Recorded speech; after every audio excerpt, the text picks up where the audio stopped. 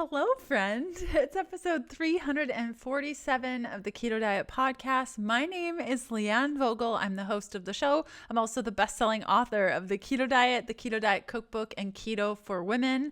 If you want to find out more from me, you can go to healthfulpursuit.com. Links down below.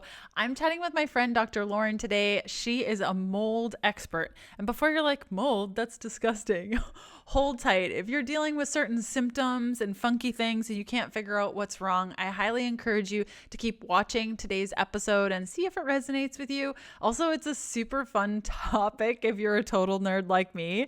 I want to thank two of our partners today. The first is Thesis. They make nootropics. So if your brain is not functioning well and you need a little boost in energy or focus or function, really good stuff. I'll include a link down below. And last but certainly not least, Eaton Hemp makes CBD oil, hemp hearts, hemp products, all hempity hemps. And their CBD oil is super effective. They have a pet line and a whole bunch of things. I will include a link down below, including a savings code. Okay, let's cut over to today's interview.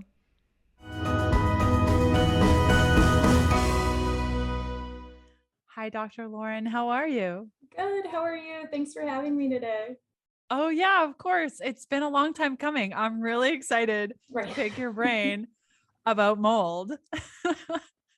Oh, good. That's what I'm here for. I'm very excited for this.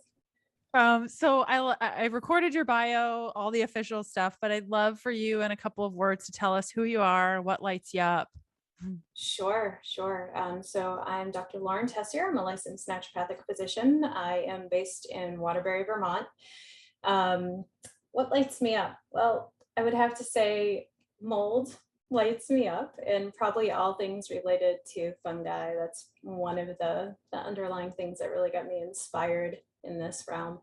Other things that light me up in addition to this would be my little one, definitely, and my cats.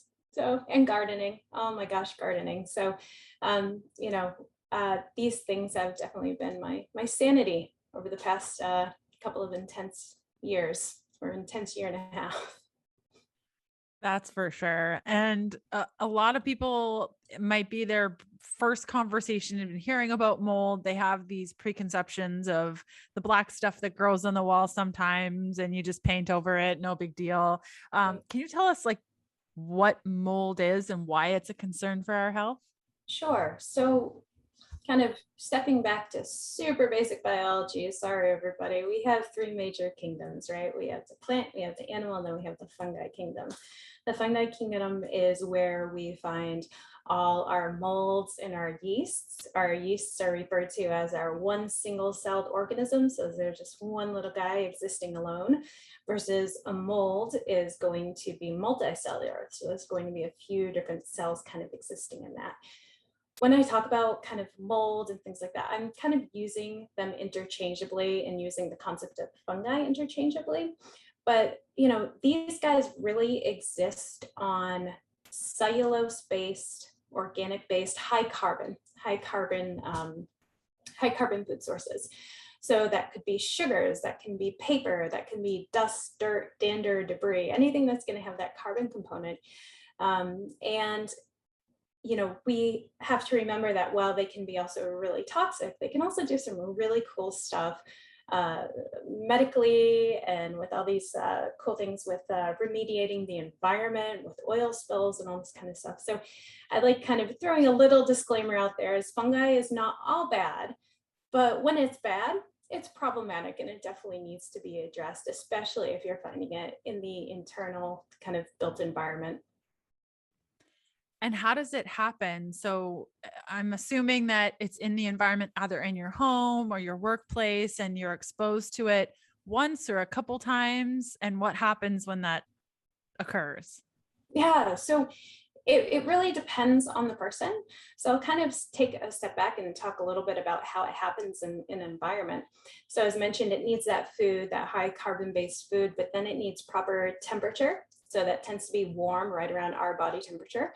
And then also it needs a good amount of humidity typically above 35%.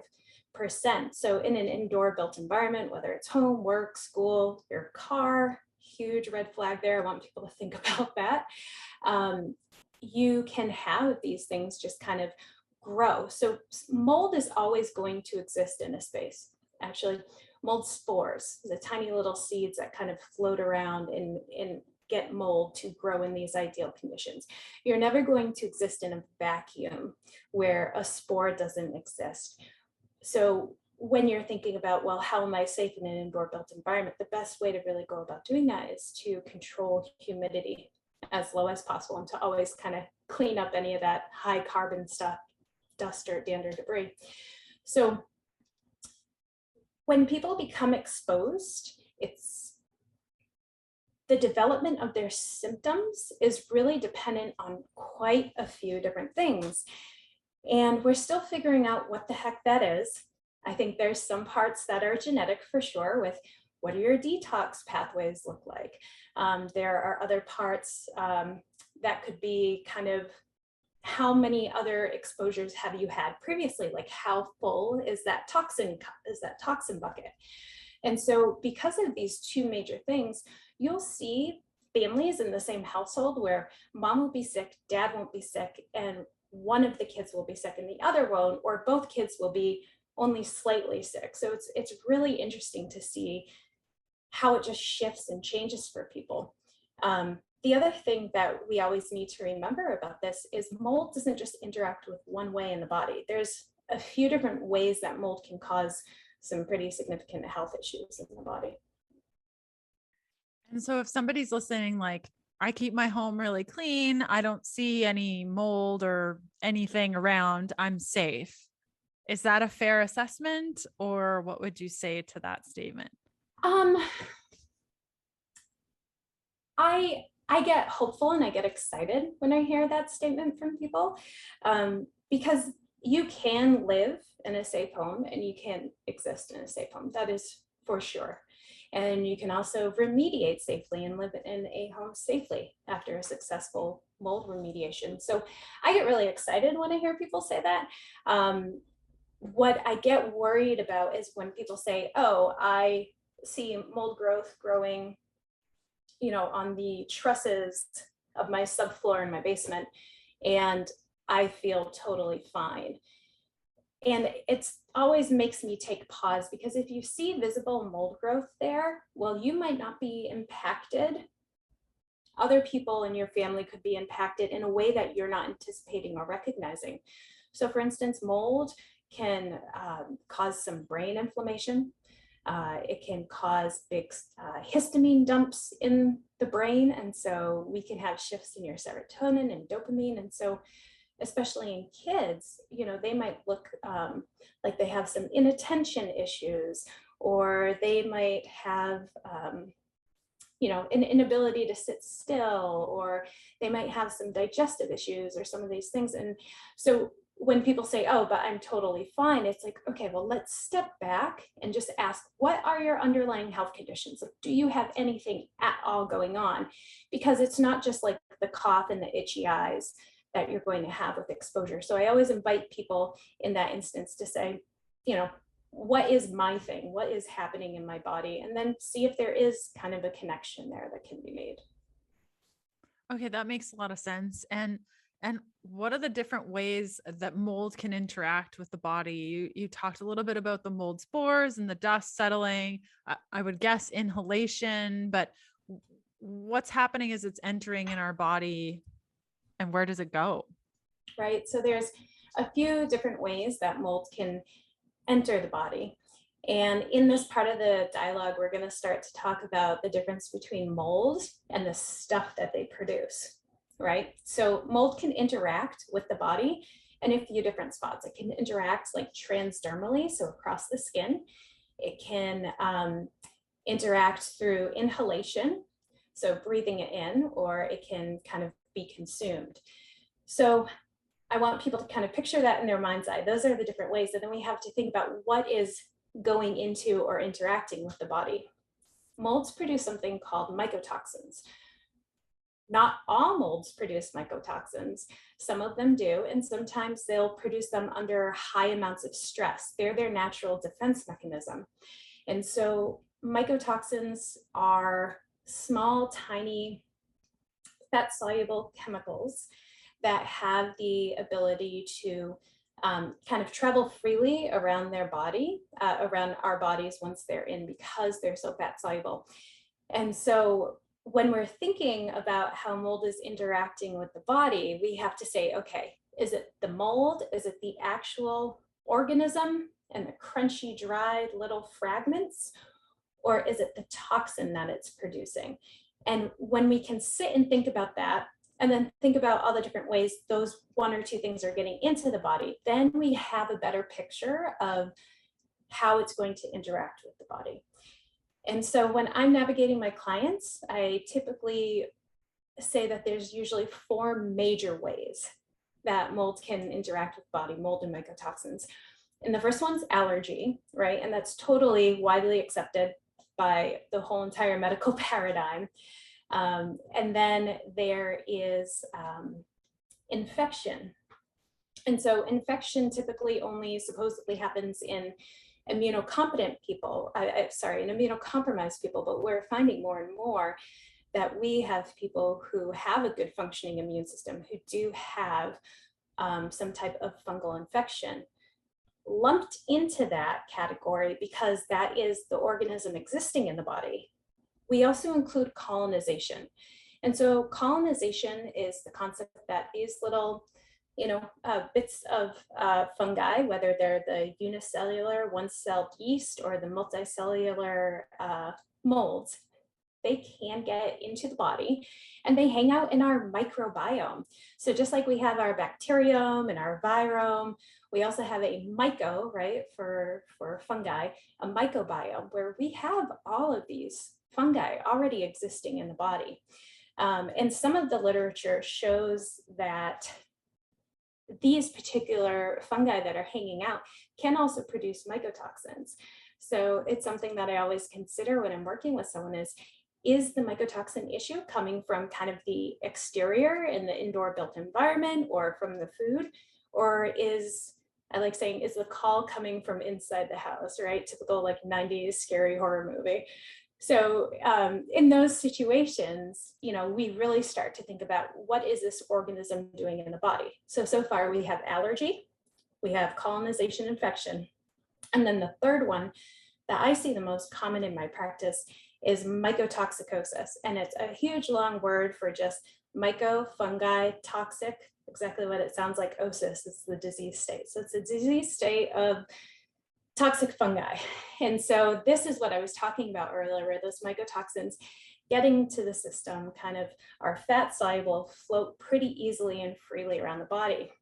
The biggest downfall about mycotoxicosis is it hangs out in the liver, hangs out in the brain and nervous tissue, hangs out in the kidneys, anywhere that we have a lot of fat. And as you know, all our cell membranes are made of some form of fat. Our organs use fat for protection, and women are in a really interesting position where we have more sub-Q fat than our male counterparts. So mycotoxicosis tends to be one of the cornerstones of my practice and the work that I do.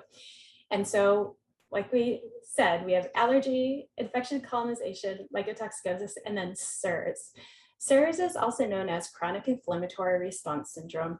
It was a disease state that was theorized in the 90s, wherein we have something that starts the inflammation in the body and kind of kicks off that fire, but then the fire keeps going and the inflammation keeps going.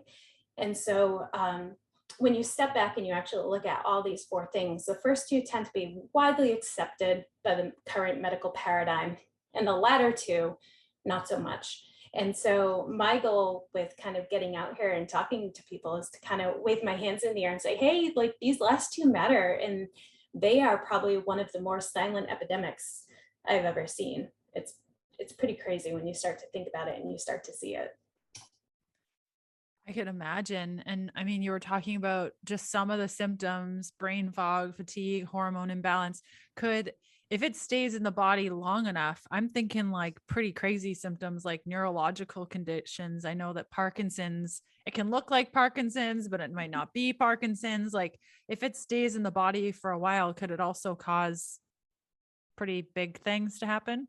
Oh, for sure, for sure. And so you're not wrong, and you're not far off with the Parkinson's like symptoms. Like we know certain mycotoxins cross the blood-brain barrier and they deplete dopamine, and that's what we see with that Parkinsonian shake is that dopamine depletion. So we've seen that. I've also seen seizure-like disorders, and with a huge disclaimer, please do not write off any seizures or epilepsy strictly to mold. Always get your proper workups. This is not medical advice. But sometimes we do see these like funky wonky abnormal neurological issues that pop up that can't be explained. And so we see a lot of the neurocognitive stuff, depression, anxiety, word recall, difficulties following conversation, ADD like behavior. If you see someone who has adult onset ADD, you definitely want to consider talking about what's happening in the built environment around them. Just by you explaining the types of symptoms, I would imagine this is completely underdiagnosed, and there's probably a bunch of people that don't even know, and they might be on other medications or things happening and have no clue as to what the actual root cause is. Would that be fair to say? Oh, for sure. And you'd be surprised, Leanne, like how many people end up coming to my practice after being treated for Lyme disease for like 5 and 10 years and being run through the ringer with numerous antibiotics, being floxed with fluoroquinolones, and then coming in with totally just like destroyed gut, and some of these same antibiotics that we're using to battle Lyme disease are mycotoxin source. They're a form of mycotoxins isolated from mold, originally discovered from mold. So yeah, it's so insane. And then to also take a step back and look, kind of following up on that thought, how many of my clients come in with a reactivity to mycotoxin related drugs like your statin medications, your cholesterol medications, penicillin allergies. So I'm not saying that there's like causation there. I'm just saying it's a really curious correlation when you start to like make the connections there. You're like, oh, okay, like you see it across the board. Wow, you have a very cool job. That's so cool. I mean, to be able to help people and really get into the nitty gritty, I'm sure that brings you so much joy. And the clients also that you're working with, that you can actually help them and find the source of their illness is just, I'm sure that's so freeing for a lot of people. Hey. It's so freeing, but it's also really, really, really hard for them. And it's really hard for me, Leanne, like think about stepping into a situation where you're like the most important thing in my life, where I build my nest, where I hold my family, where I lay my head. Like suddenly this is the thing that's like challenging and getting like goosebumps talking about it. That's like challenging and dangerous and scary in my life. Like it is my thing. And if people are familiar with like psychology and Abraham Maslow's hierarchy of needs, we have this pyramid of needs, and to like reach that self-actualization at the top, our peak potential of being human, we need a strong foundation. And that strong foundation is having a physical place to live and be and thrive. And so it's always just like so hard and heart-wrenching to have that dialogue with clients, but I can't tell you how excited and relieved I am when people come to me and the dialogue is already, I think it might be my home, and they're already open to it and they're asking for guidance and who to come test and all these different things. And those are the cases that I get really excited about. I get really nervous and worried about the cases where I have to be the one to tell the person, because not a lot of people want to hear it. But that was something I more encountered in my primary care practice, but I don't have that anymore. And Life After Mold is the name of my practice. So it's literally in the title. So if someone's coming to me, they're pretty much like on board that like mold might be an issue in my living environment. So um, yeah, it's so wonderful to be able to help people, and especially people who have gone like unlistened to, medically gaslit for like years, gaslit by family and friends, whether it's intentionally or unintentionally. It's, yeah, I love what I do. I absolutely love what I do. And you mentioned just a little piece testing. Can we go into what the right and wrong way to test? Are you testing your home? A lot of people will say, I got the Petri dish thing and it grew all the things and, or didn't, or, Mhm. tell us what the ways are to test in our home versus testing in our bodies. Do you need to do both? And what are the not so great choices out Oh my there? God, how much time do we have? Maybe just briefly touch on it. Sure, sure. So what I will tell people, first of all, this is not legal advice and this is not indoor built environment advice. I'm not an IEP, I'm not a lawyer, but I can only disclose and kind of share what I've seen uh, and learned through working with my clients. In the mold community, a lot of people say, ERMI. ERMI is the only test. And when I first started out, I thought that was the case. And ERMI is kind of this DNA PCR dust testing where you go in, you swab up different areas of the room, you ship it off, they run a DNA analysis, and they see out of 37 of the most common indoor growing molds, which ones are present in the home. And then they get this crunched and calculated score. People live and die by the concept of my ERMI is under 8 or under 2 or da, da, da. It's not so much that you look at, but rather the actual counts and the spore equivalents on an ERMI, because otherwise you can look at the results and just look at that one number and say, my home's totally safe. And meanwhile, because the ERMI involves crunching two different sets of numbers and subtracting one from the other, you can have a falsely safe looking ERMI and have like the moldiest home on the face of the earth. So I always tell people you need to really look at the global context of everything, the same way that I would if you were working with a person. You know, a home is like a person, you got to look at all of it. So I tell people that ERMI can be of benefit the same way a tape lift can be of benefit, the same way air testing, if done correctly or done in a room where there is potential to see mold growth and potentially catch it on the little canister, it can be a benefit, but can also miss things. And any of the indoor built environment testing, if you don't catch it, it's not there. And that's really problematic because different molds might be kind of blooming and releasing things into the air during different humidities and during different temperatures. There's even certain molds like your Stachybotrys, your infamous dangerous black mold. Their spores are so heavy and sticky that they don't go airborne easily. And so what you end up doing is people will come and do an air test in like a really Stachybotrys rich place, and you'll just barely find maybe one or two spores on the ERMI. And meanwhile, you turn to the left and they really should have done like a tape lift on the big vat of mold growth that's sitting right there that isn't getting caught on air testing. So I always have people work with an IEP, so an indoor environmental professional, but really do your due diligence and try to find someone who is going to be acting and operating in your best interest and not in the interest of homeowners insurance. The other thing I have to say about that is if you're trying to figure out, well, how the heck do I know if I have a good IEP? What do I need to know? If you head over to YouTube and you search for Life After Mold, my page will come up and I have a video there that's something like how to find a good IEP. And it goes into all these bullet points of what you want to ask them, what you want to see them bring to a visit, all these kinds of things. And so it's really laid out for people there. So testing, I really encourage people to have a professional do it. While the Petri dishes are great, we always have mold spores kind of floating in the air. And if you put a Petri dish out, you're likely to collect 1, 2, a handful of mold spores in a relatively safe built environment. In a real toxic environment, sure, you'll see kind of more spores land, potentially more colonies and things pop up faster on that Petri dish when you ship it away.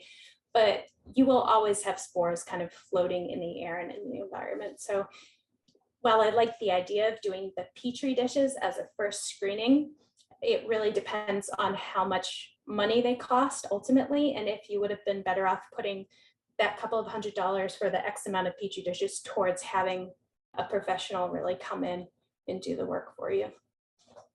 I see. Amazing. And so, since this is the Keto Diet podcast, how Yes. can keto help with this? What, because you're talking about them being fat soluble.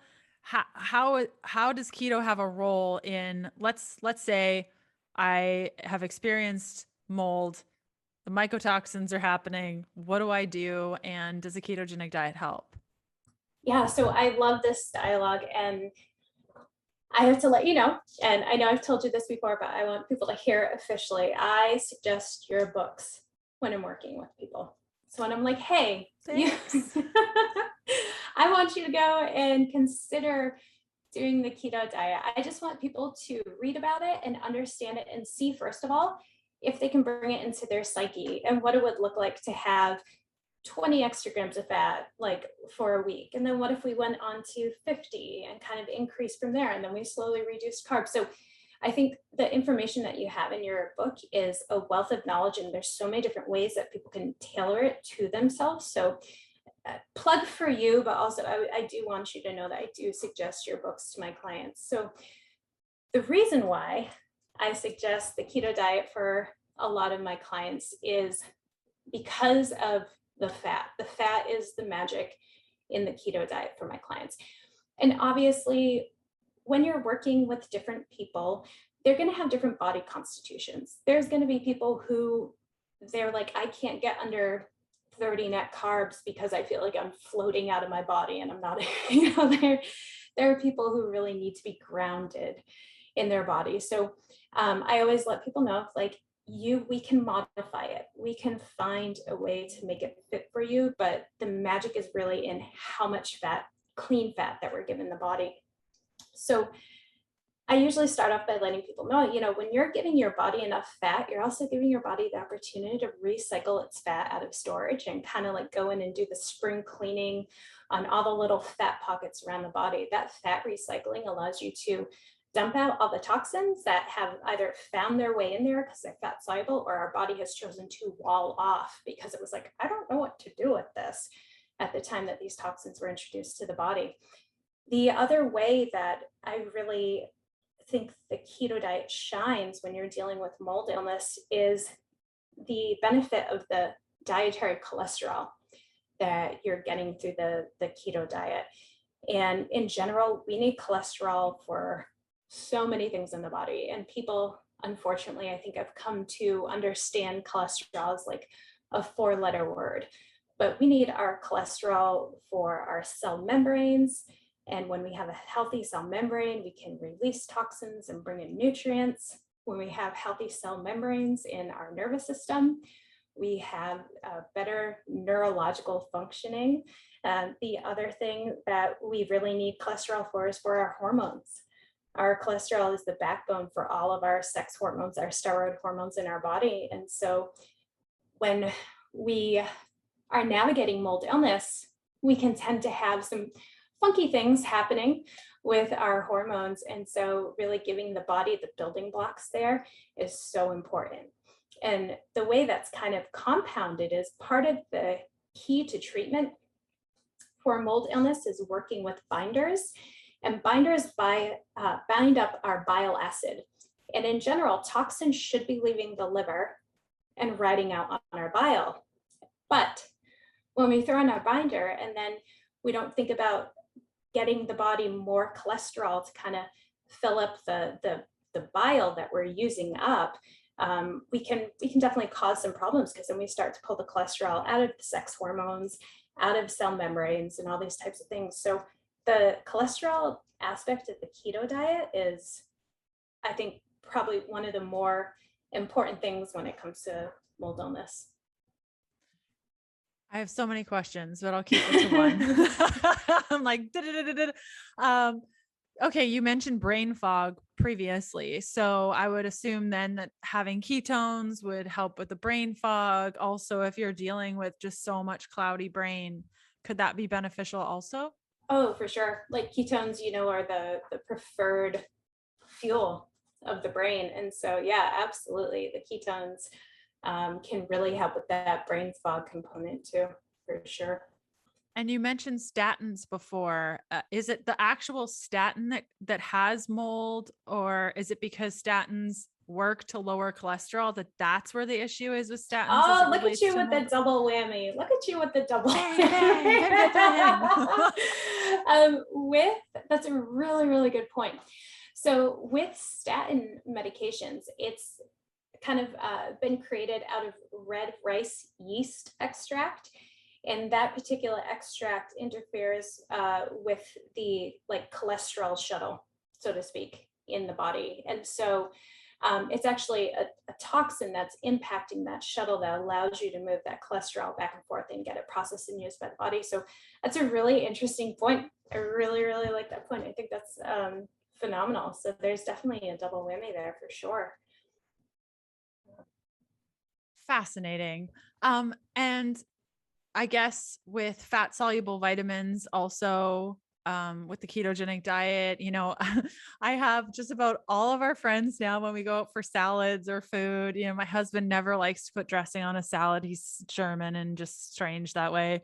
And I'm always like, babe, you got to add the fat. Otherwise you're not going to soak up all the good nutrients. And so all of our friends know when we're eating vegetables, like pass the coconut oil to Leanne because she needs to soak up all the nutrients. But what are we looking at as it relates to mycotoxins and mold illness? And I'm guessing your nutrients are depleted. How does keto play into all of that?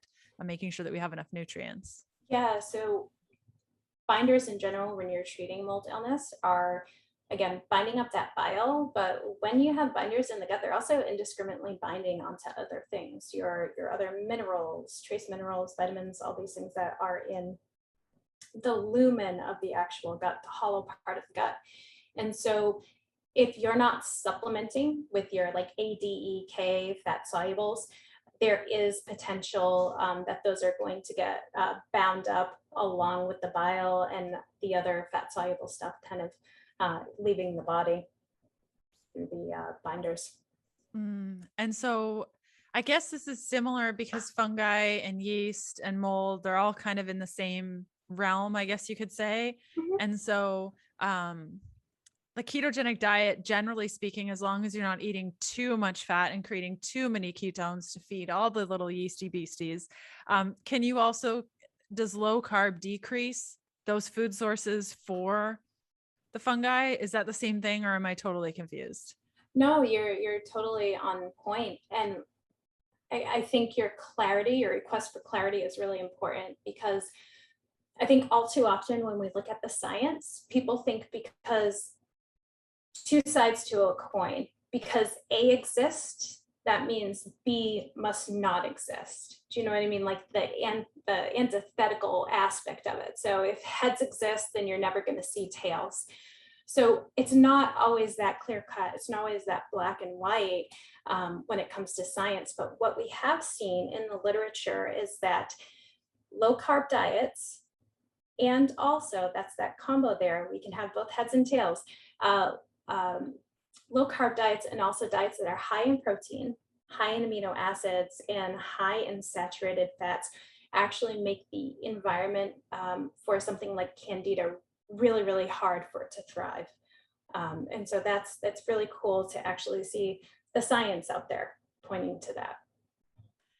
I think a lot of people, and not so much on this show, but the people listening to this episode may know of individuals that say that it's healthier to eat a lower protein ketogenic diet, or vegans and vegetarians that are eating lower protein, without understanding the role that amino acids take. I mean, through everything and how essential they are. Would you agree with that, that amino acids are needed throughout detoxification and health? Like, talk to us about amino acids, because you touched on that and I want to clarify there. Yeah, without a doubt. And I appreciate that. And there's part of me where I'm going to actually defer to your expertise there. I know that if people go way too high in protein, like kind of beyond what you would set for their macros for their weight, they can kind of turn down the sugar realm, if I'm understanding that kind of really super It's like, glancingly. you know what? It's funny. I just had an interview with somebody this morning and they were talking about gluconeogenesis, which is the creation of sugar through protein. And Mhm. there are two very different camps as it relates to protein on Mm, a ketogenic diet, and whether or not gluconeogenesis is a demand driven state where the liver will only create the sugar if it really needs it, or if it's happening just because there's too much and it's just converting it. But I do know that amino acids itself, I have a mother who's quite sick and she's trying to figure out her health. And I look at her food diary and I'm like, Mom, you can't live on bread and almond butter. Like, we need you to be eating protein. Like, I need you to have amino acids because they're used for so many processes. I believe they're part of conjugation, how the body, Oh how the yeah, for liver sure. pairs up, Oh yeah. all the little buddies with all the little toxins. Like, Yeah. amino acids are required outside of macros. I think anything less than 20% macro of protein Mm-hmm. is not, no, I don't approve of it unless there's a medical condition where you have to eat low protein. I Right. think 20% and up to like 35, 40%, depending on the person, is pretty good. Like, I'm usually fine with it. Yeah. Yeah. Usually when people are in my office, I'm probably aiming for them at minimum 60 grams per day. And I know that's really going to shift and change for weight, but I usually don't have people go under it. But what I try to steer people away from is making up their kilocalorie count from grams of protein at the end of the day rather than the grams of fat when I'm navigating keto diet with clients. So but kind of going back to that, the amino acids are so important. You need them for your everything. You need them for your everything. Your Everything. neurotransmitters, it's so important. They are really, really important. And I would like to see amino acids kind of get their next kind of wave come through because they're big in like weightlifting and exercise and kind of like post-exercise workout recovery. But I really appreciate you bringing them up as a core component for general day-to-day health because I think like people just forget about it. Yeah. And they don't truly understand. And I don't think a lot of us do, those detoxification pathways that you were talking about, they can't be properly supported. I think it's phase 2 detoxification can't be properly supported without amino acids. So Mm-hmm. you might be doing everything great in phase 1, but and you might be pooing a lot, but if you don't have that phase 2 down, it's not, the toxins aren't going to go places. Yes, absolutely. Absolutely. And so, Dr. Lauren, you have a couple freebies and places that people can go to connect with you. Can you share with us how they can work with you, connect with you, learn more from you? You mentioned your YouTube channel. What else? Yeah. So I'm slowly dipping my foot back in the social media water. I hop in and out every now and then. I recently just started a TikTok and a Pinterest, so we're seeing how that's going. But you can definitely find me on Instagram and Facebook. I am in Clubhouse, YouTube, but you can find me through Life After Mold. All of the handles are always Life After Mold, and my website is lifeaftermold.com. And on the website, if you sign up for the mailing list, and I don't spam people, I probably send maybe like one email a quarter about like supplement sales or like super benign stuff. You can get a hold of my Mold Prevention 101 document, which is a really nice little e-booklet that gives you the rundown of kind of what to look for in your home that you might want to keep an eye on. Like, the French drains around the house, or is that pipe sweating? Or is the toilet tank sweating? Or, just so people can kind of create almost like a report card for themselves in their house and maybe check quarterly to make sure everything's still looking okay. So you can definitely get that at the website. And then how I work with people typically, I do in-office medical care for people in telemedicine for people who are established for in-office medical care. And then beyond that, I do educational mold illness consults where we kind of talk to people about the ins and outs of mold illness. And they're usually working with a physician on their end who's also learning about the process and implementing that work. So that's typically how people get to interact with me. And then I do podcasts and I lecture and I teach other physicians about how to navigate this crazy world of mold. That is just fantastic. Thank you so much for coming on the show. And I'll be sure to include all those links and resources. If you're watching the YouTube video, look down below. And if you're listening to this on the podcast, just look for all of that in the show notes. Dr. Lauren, thanks again for coming on the show today. Leanne, it's been such an honor. I've been following you for so many years now, and I appreciate being on here. It means a lot.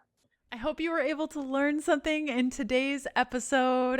You can find Dr. Lauren using the links down below, including her YouTube channel and all of the ways to connect with her. And thanks for hanging out with us. If you have a question for me or if you want to get in contact with me, you can go to healthfulpursuit.com/contact or use the link down below. Okay, that's enough of the linky links and looking down below and all the things. I will see you next week for another episode of the Keto Diet Podcast.